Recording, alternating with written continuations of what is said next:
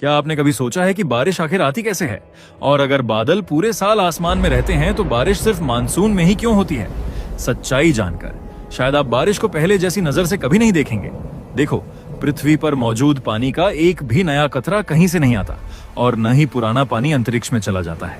यानी हम करोड़ों सालों से उसी पानी को बार बार अलग अलग रूप में देख रहे हैं। इसे ही कहते हैं वाटर साइकिल। जब सूरज, समुद्र, नदियों और झीलों के पानी को गर्म करता है तो पानी धीरे धीरे इवापोरेट होकर वाटर वेपर में बदल जाता है। ये वेपर हमारी आंखों से दिखाई नहीं देती, लेकिन गर्म हवा इसे हजारों फीट ऊपर ले जाती है। अब यहाँ कहानी में आता है एक बड़ा ट्विस्ट।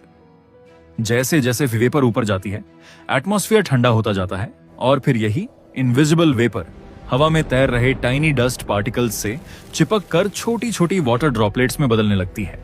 यहीं से जन्म लेते हैं क्लाउड्स। लेकिन रुकिए, हर बादल बारिश नहीं करता।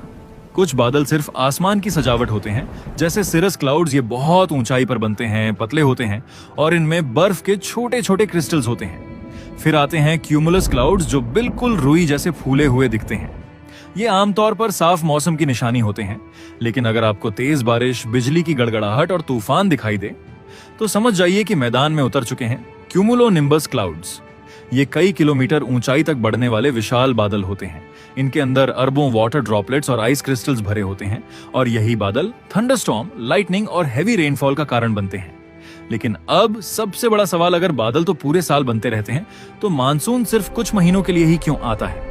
असल खेल बादलों का नहीं, हवाओं का है। गर्मियों में जमीन समुद्र की तुलना में बहुत तेजी से गर्म हो जाती है। इससे जमीन के ऊपर लो प्रेशर बनता है और समुद्र से नमी से भरी ठंडी हवाएं तेजी से जमीन की ओर दौड़ पड़ती हैं।